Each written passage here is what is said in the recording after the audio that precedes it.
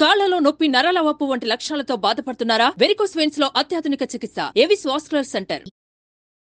Hi hello నమస్తే, welcome back to Suman TV. ప్రస్తుతం మనతో పాటు ఉన్నారు స్టాక్ మార్కెట్ అనలిస్ట్ సుందరరామరెడ్డి గారు. నమస్తే సార్. నమస్తే. సార్, ఎప్పుడైనా మార్కెట్లో చూసుకుంటే స్మాల్ క్యాప్ మ్యూచువల్ ఫండ్స్ అనేవి డిస్టర్బ్ చేస్తూ ఉంటాయి. మరి ప్రెసెంట్ మార్కెట్లో వీటి వర్క్ పర్ఫార్మెన్స్ ఎలా ఉంది అంటే?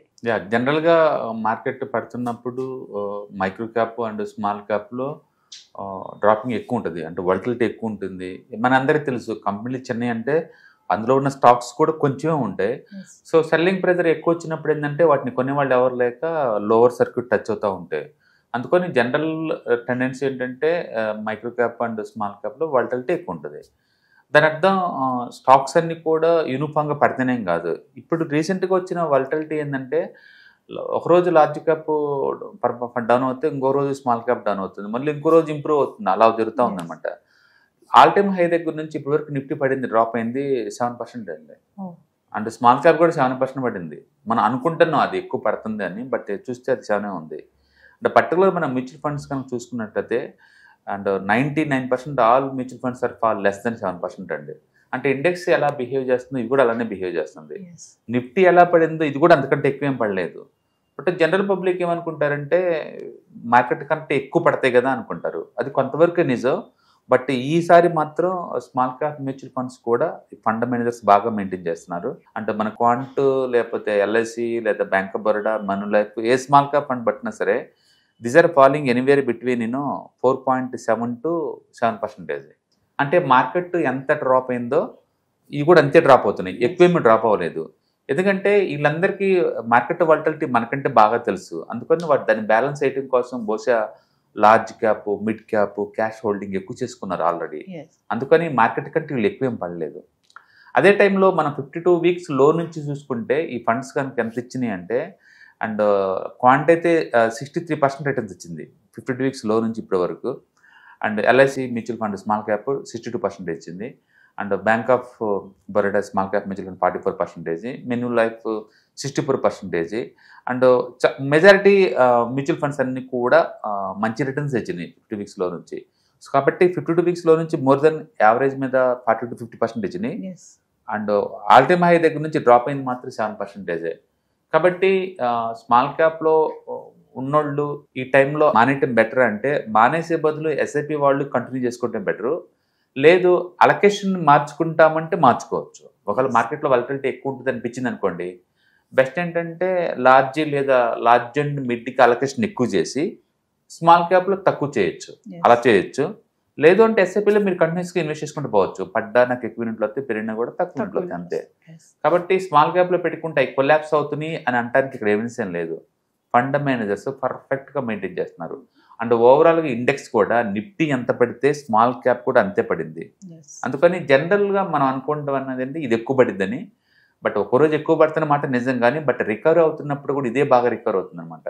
నిన్న మనం చూస్తే నిఫ్టీ పెద్ద గేమ్ అవ్వలేదు, but small cap index more than 2% పెరిగింది నిన్న. అందుకని స్మాల్ క్యాప్లు బాగానే పోటీ ఇస్తున్నాయి అనమాట. Small cap and large cap అన్నారు కదా, ఈ రెండిట్లో విచ్ ఇస్ బెటర్ అంటే? మీరు అడుగుతుంది రిటర్న్స్ వైజా క్లారిటీ ఉండాలా, రిస్క్ వైజ్ క్లారిటీ ఉండాలా, నాలెడ్జ్ వైజ్ మీ ఫైనాన్షియల్ గోల్కి అవి ఎలా హెల్ప్ అవుతాయి అనేది ఇవన్నీ ఇంపార్టెంట్ అనమాట. అందుకని స్ట్రైట్ ఆన్సర్ ఏది బెటర్ నువ్వు చెప్పలేవు. ఓకే, ఎందుకంటే రివార్డ్ తక్కువ ఉంటుంది లార్జ్ క్యాప్లో, చిన్నట్లో వాలటిలిటీ ఎక్కువ ఉంటుంది. అందుకని రిస్క్, రివార్డు, టైం డ్యూరేషన్, ఎప్పటికీ మీ ఫైనాన్షియల్ గోల్స్ కావాలనే దాన్ని బ్యాలెన్స్ చేసుకోవడం బెటర్. ఓకే, ఒకవేళ మీరు మార్కెట్లో కొత్తగా వస్తున్నారు అనుకుంటే కనుక, మ్యూచువల్ ఫండ్స్కి ఎంటర్ అవ్వాలి అనుకుంటే కనుక, ఈ టైంలో ఖచ్చితంగా ఎంటర్ అవ్వాలనుకుంటే better to go for large and mid cap, ఆ టైప్లో ఎంటర్ అయ్యి స్మాల్ క్యాప్లో ఒకవేళ మీరు మార్కెట్ పడిద్ది అనుకుంటున్నారు కాబట్టి నెక్స్ట్ 6 నెలల నుంచి 1 year కొంచెం డ్రాప్ అయిన దాకా వెయిట్ చేసేసి స్మాల్ క్యాప్లో అగ్రెసివ్గా ఉంటే బెటర్. లేదు నేను స్మాల్ క్యాప్లో కావాలనుకుంటే ఈ వెల్కమ్, ఎస్ఐపి ద్వారా ఎంటర్ అవ్వచ్చు, తప్పేం లేదు. మొత్తానికి అయితే మీరు ఎస్ఐపిలో పెట్టే వాళ్ళకి మార్కెట్ వాలటిలిటీకి భయపడాల్సిన అవసరం లేదండి. ఎందుకంటే మన నెక్స్ట్ 1 year అది పడ్డా పెరిగినా మనం చేసేది ఏం లేదు. పెరిగినా కూడా ఏం చేయం, పడ్డా కూడా ఏం చేయం. కాబట్టి ఎస్ఐపికి ఇబ్బంది ఏం లేదు. బట్ లంప్స్ పెట్టాలంటే మాత్రం better to stop the small caps ఈ టైంలో. లార్జ్ అండ్ మిడ్ లేదా హైబ్రిడ్కి వెళ్ళిపోవడం బెటర్ మొత్తం ఈ టైంలో. స్మాల్ క్యాప్లో ఇన్వెస్ట్మెంట్ చేయాలి అంటే ఎలా సార్? నేను అదే అంటుంది, మీ స్మాల్ క్యాప్లో ఇన్వెస్ట్ చేద్దాం అనుకున్నప్పుడు మ్యూచువల్ ఫండ్స్లో ఎస్ఐపి రూట్ తీసుకోండి. ఎస్ఐపిలో ఏమవుతుందంటే ఇన్స్టాల్మెంట్లో పెడుతున్నాం కాబట్టి మనకు వచ్చే పెయిన్ ఏమి ఉండదు. పైగా లాంగ్ టర్మ్ పెడతాం కాబట్టి టెంపరీగా పడ్డా పెరిగిన పెద్ద ఇబ్బంది ఏం కాదు. చేయొచ్చు, తప్పేం లేదు. ఇప్పుడు ఏంటంటే ఎఫ్ఐఎస్ అదే పనిగా అమ్మేస్తా ఉన్న రోజుకి 5,000 కోట్ల వరకు యావరేజ్ మీద. ఈ మంత్లో 1 lakh పోయింది. మార్కెట్ 7% ఇంతగా పట్టం అనేది కోవిడ్ తర్వాత ఈ రేంజ్లో లేదు ఈ మధ్యకాలంలో.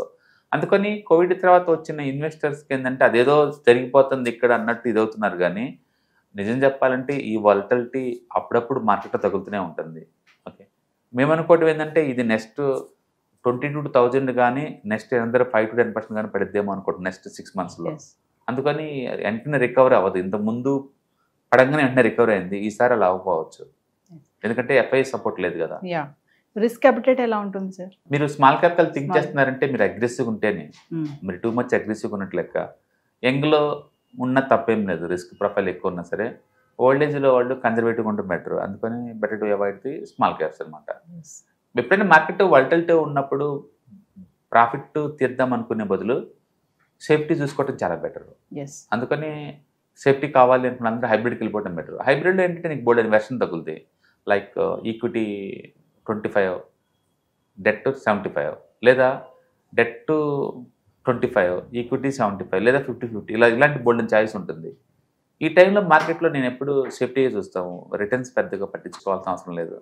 అందుకని నెక్స్ట్ 6 months నుంచి 1 year వరకు, లేదా మార్కెట్ 20% పడేంత వరకు కొంచెం కన్జర్వేటివ్గా ఉంటేనే బెటర్.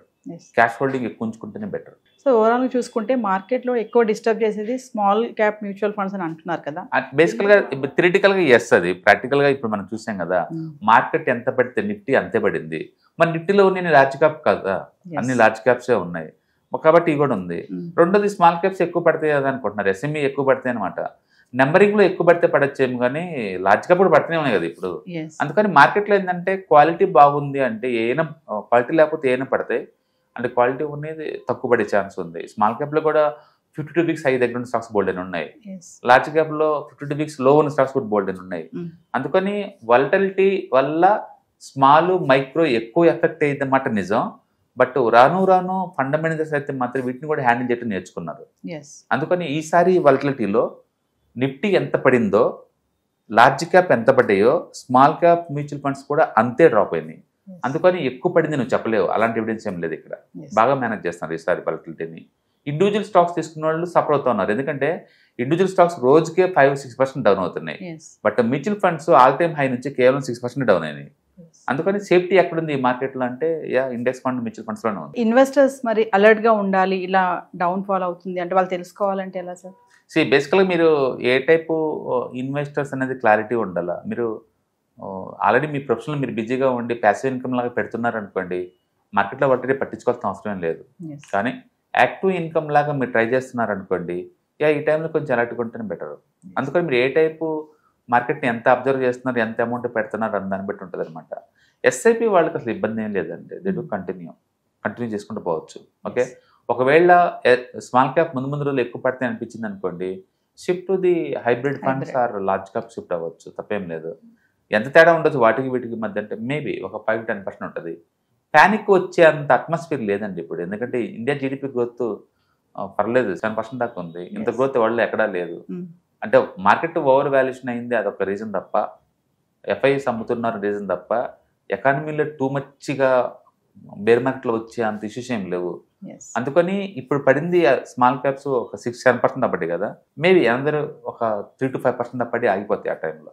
వన్ వే రూట్లో 20-30 పడే అంత బ్యాడ్ మార్కెట్ కావు ఇవి. హాయ్, మీరు స్టాక్ మార్కెట్కి కొత్త, లేదా మీరు మార్కెట్లో ఉన్నా సరే మనీ మేక్ చేయడం టఫ్గా ఉందా? అంటే స్టాక్ మార్కెట్లో ఎన్ని సంవత్సరాలు ఉన్నా సరే ఇంకా బ్రేకింగ్ ఏం రావట్లేదా? లేదా మీరు పెద్ద మొత్తంలో స్టాక్ మార్కెట్లో మెయింటైన్ చేయాలనుకున్నారా? మీ పొజిషన్ ఏదన్నా అయి ఉండొచ్చు. స్టాక్ మార్కెట్లో కనుక లాంగ్ టర్మ్లో మనీ మేక్ చేసుకోవాలనుకుంటే షార్టెస్ట్ పాసిబుల్ వే అంటే ETFs, index funds, mutual funds ద్వారా లిటిల్ బిట్ ఈజీగా ఉంటుందన్నమాట. కాబట్టి మీకు ఎవరికైనా ఇంట్రెస్ట్ ఉందంటే ETFs, index funds and mutual funds నేర్చుకోవడానికి ఇది బెస్ట్ పాసిబుల్ వే ఏంటంటే ETFs, index funds and mutual fund course. ఇది ఎవ్రీ మంత్ వీకెండ్స్లో సాటర్డే, సండే, మండే ఇలా 3 రోజుల్లో daily 2 hours, totally 6 hours programme ద్వారా నేర్పడుతుంది. ఇంట్రెస్ట్ ఉన్న పార్టిసిపెంట్స్ కింద స్క్రోల్ అవుతున్న నెంబర్స్ని కాల్ చేయడం ద్వారా లేదా రిజిస్ట్రేషన్ చేసుకోవడం ద్వారా మీ సీట్ని బుక్ చేసుకోవచ్చు. Thank you.